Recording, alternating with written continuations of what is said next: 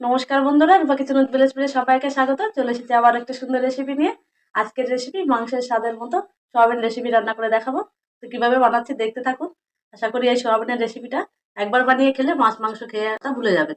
তো চলুন শুরু করি আজকের এই রেসিপিটি। তো রেসিপিটি বানানোর জন্য আমি এখানে 100 গ্রাম সোয়াবিন নিয়েছি। সোয়াবিনটা কিন্তু আমি আগে থেকে গরম জলে ভালো করে ধুয়ে ভিজিয়ে রেখেছিলাম, তারপর ধুয়ে রেখেছি, ধুয়ে জল ঝরিয়ে রেখেছি। তো এবারে কিন্তু সোয়াবিনের মধ্যে আমি দিয়ে দেবো কিছু উপকরণ। তো আজকে এই সোয়াবিনে দিয়ে দেবো আমি প্রথমেই লবণ, দিয়ে দেবো রঙের জন্য একটু হলুদ গুঁড়ো, দিয়ে দেবো লাল লঙ্কার গুঁড়ো, আর দিয়ে দেবো এখানে আমি ডিম ফাটিয়ে রেখেছি। তো আমি এখানে দুটো ডিম দেবো, আজকে একটা ডিম এখন ফাটানো আছে, আমি আরেকটা ফাটিয়ে দিয়ে দেবো।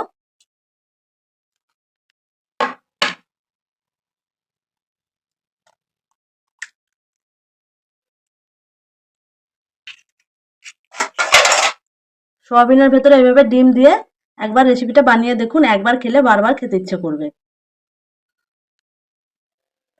সয়াবিনের ভেতরে এভাবে ডিম দিয়ে বানিয়ে নিন, অসাধারণ একটা দুর্দান্ত স্বাদের মাংসের মতো স্বাদের। সবকিছু উপকরণ আমি দিয়ে দিয়েছি, এবারে কিন্তু আমি সয়াবিনটা ভালো করে একটু মাখিয়ে নেব।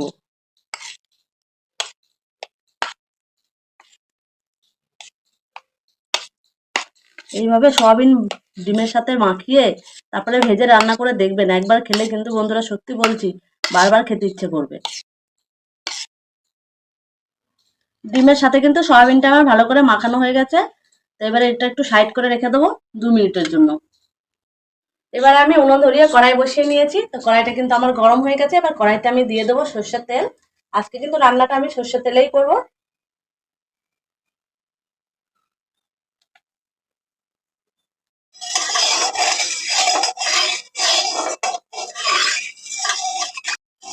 তেলটা কিন্তু কড়াইয়ের ভেতরে নাড়িয়ে চাড়িয়ে আমি ভালো করে গরম করে নিয়েছি।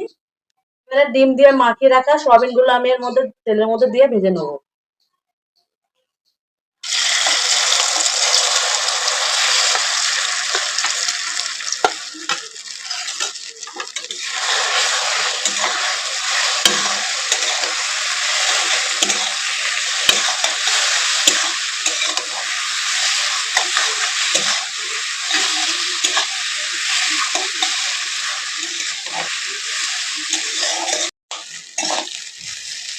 সয়াবিনটা কিন্তু আমি সুন্দর করে ভেজে নিয়েছি। তো এবারে সয়াবিনটা আমি তুলে নেবো।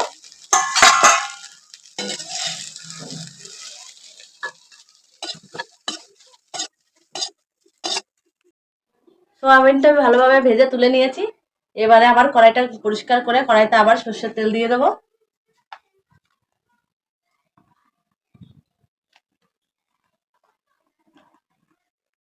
এদিকে তেলটা গরম হয়ে গেছে।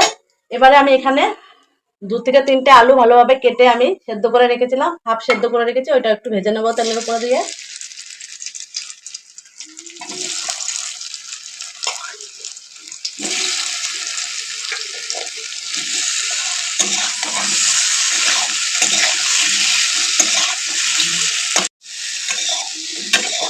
এদিকে কিন্তু আলুটাও আমার ভাজা হয়ে গেছে। এবার আলুটাও আমি তুলে নেবো।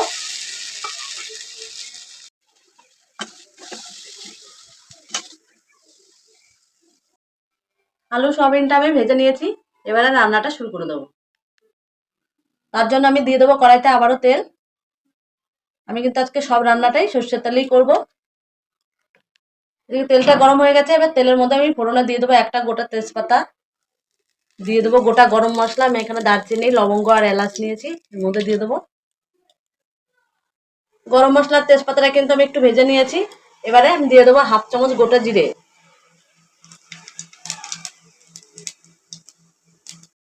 ফোড়নটা আমার ভাজা হয়ে গেছে। এবারে আমি এখানে মাঝারি 3টে পেঁয়াজ কেটে কুচিয়ে রেখেছিলাম আগে থেকে, ওটা এর মধ্যে দিয়ে দেবো।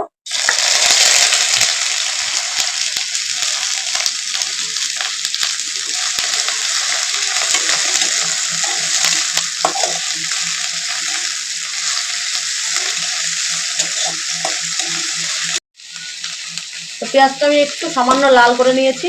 এর মধ্যে আমি দিয়ে দেবো 3 থেকে 4টে কাঁচা লঙ্কা কুচি।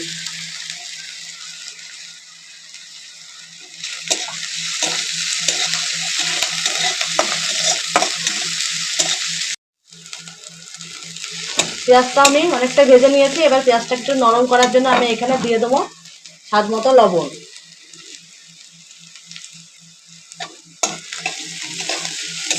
লবণটা দিয়ে পেঁয়াজটা আরেকটু ভেজে নেবো।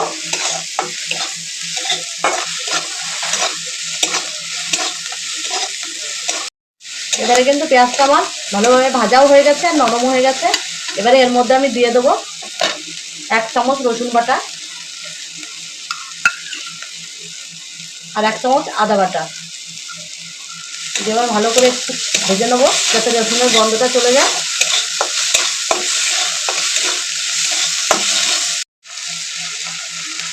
এদিকে আদা রসুনের গন্ধটা কিন্তু চলে গেছে। এই সময় দিয়ে দেবো একটা বড় সাইজের টমেটো কুচি।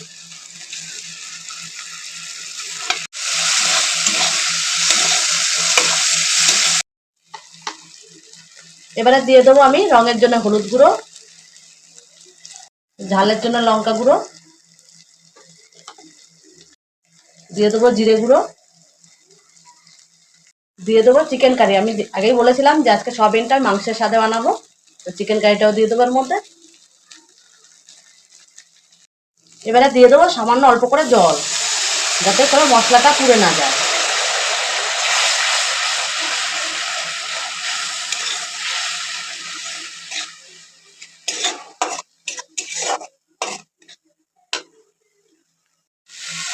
মশলাটা কিন্তু আমার ভালোভাবে কষানো হয়ে গেছে।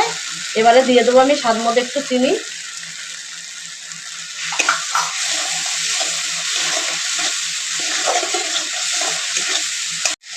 এবারে কষানো মশলার মধ্যে আমি ভেজে রাখা সয়াবিনটা দিয়ে দেবো।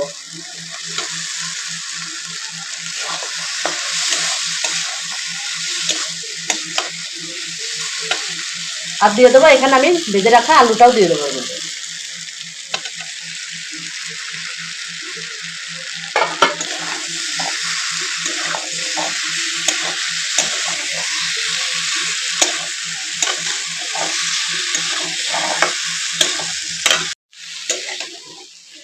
এবারে কিন্তু আমার আলু সয়াবিন ভালোভাবে কষানো হয়ে গেছে। এবারে জল দিয়ে দেবো। জলটা কিন্তু আমি নর্মাল জল নিয়েছি, তো এই বাটি নিয়েছি, বাটিতে করে কিন্তু এই বাটির 2 বাটি জল দিয়ে দেবো।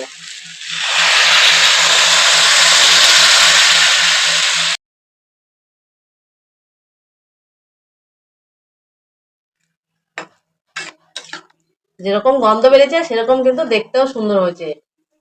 দেখে কিন্তু বোঝাই যাচ্ছে না যে এটা সয়াবিনের তরকারি। তো সয়াবিনটা কিন্তু আমি জল দিয়ে দিয়েছি। জল দিয়ে কিন্তু আমি 2 থেকে 3 মিনিটের মতো ঢাকা দিয়ে সেদ্ধ করে নেবো, ভালো করে রান্না করে নেবো। তো জলটাও ভালোভাবে ফুটে যাবে আর আলু সয়াবিন গুলো ভালোভাবে কিন্তু তরকারিতে মিশে যাবে। তো তরকারিটা কিন্তু আমার প্রায় হয়ে এসেছে।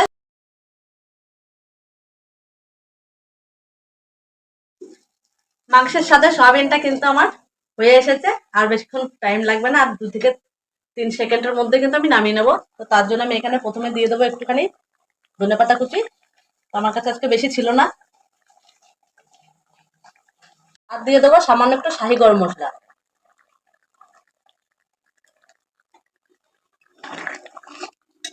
এবারে নামিয়ে নেবো।